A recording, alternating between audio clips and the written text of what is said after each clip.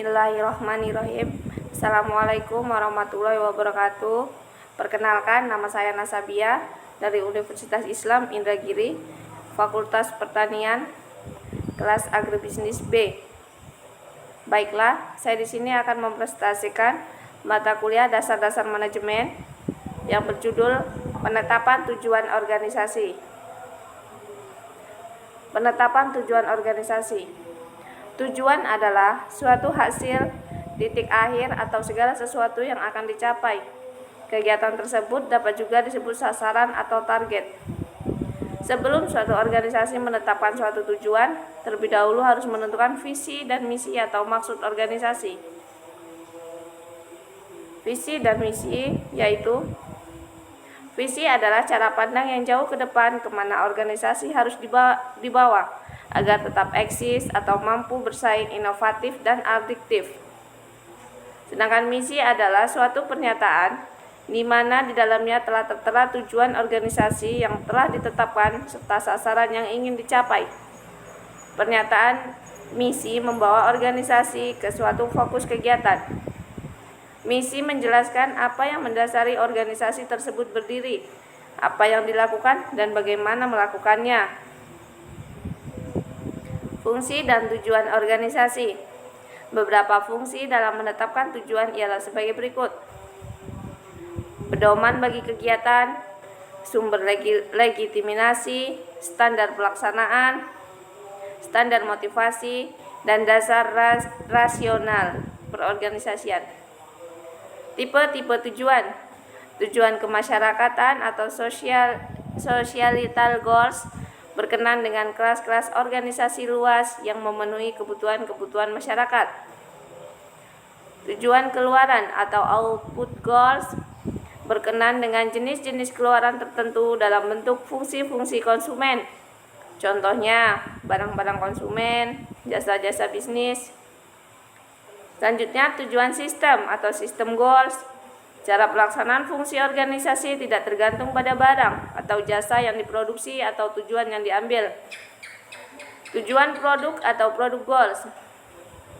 Tujuan karakteristik produk, berbagai karakteristik barang-barang atau jasa-jasa produksi.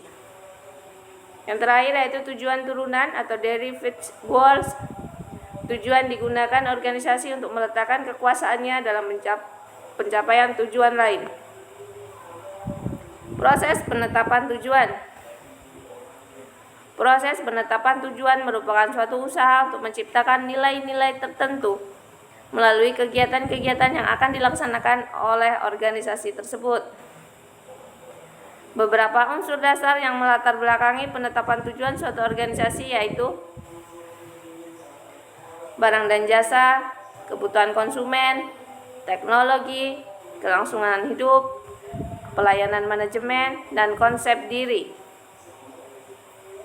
Bidang-bidang tujuan terdiri dari posisi pasar, produktivitas, sumber daya fisik maupun keuangan, probabilitas, inovasi, presentasi dan pengembangan manajer, prestasi dan sikap karyawan, tanggung jawab sosial, dan publik. Kebutuhan penyeimbang tujuan. Hampir setiap organisasi memiliki serangkaian tujuan yang berganda untuk memenuhi permintaan dari berbagai pihak berkepentingan yang ikut terlibat dalam operasi organisasi tersebut. Perumusan tujuan. Proses perumusan tujuan dipertimbangkan terlebih dahulu sesuai dengan kekuatan atau kemampuan yang terlibat di dalamnya. Agar perumusan berjalan efektif, seorang manajer perlu memperhatikan beberapa ketentuan sebagai berikut. Proses perumusan tujuan. Manajer puncak. Tujuan harus realistik. Tujuan harus jelas. Tujuan umum. Tujuan bidang fungsional organisasi. Dan manajemen harus meninjau kembali tujuan yang telah ditetapkannya. Manajemen objektif atau MBO. MBO dapat dicapai melalui beberapa upaya untuk efektivitas dari program MBO, yaitu pendidikan dan pelatihan sebagai manajer, keterikatan antara tujuan pribadi dan tujuan organisasi, pelaksanaan umpan balik secara efektif, dan didorong adanya peserta dari bawahan.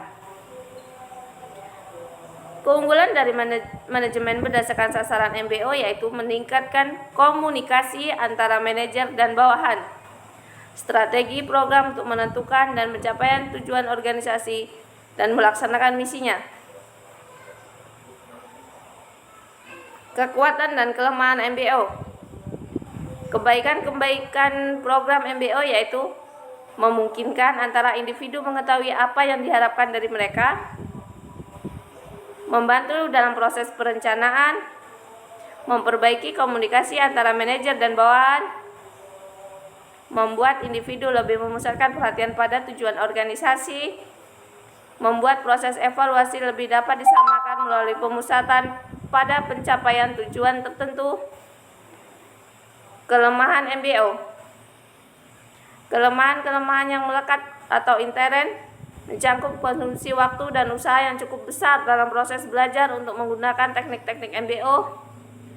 Yang kedua, menyangkut masalah pokok yang harus dikendalikan agar program MBO sukses. Demikian presentasi dari saya. Mohon maaf atas segala kekurangan, dan saya akhiri dengan wassalamualaikum warahmatullahi wabarakatuh.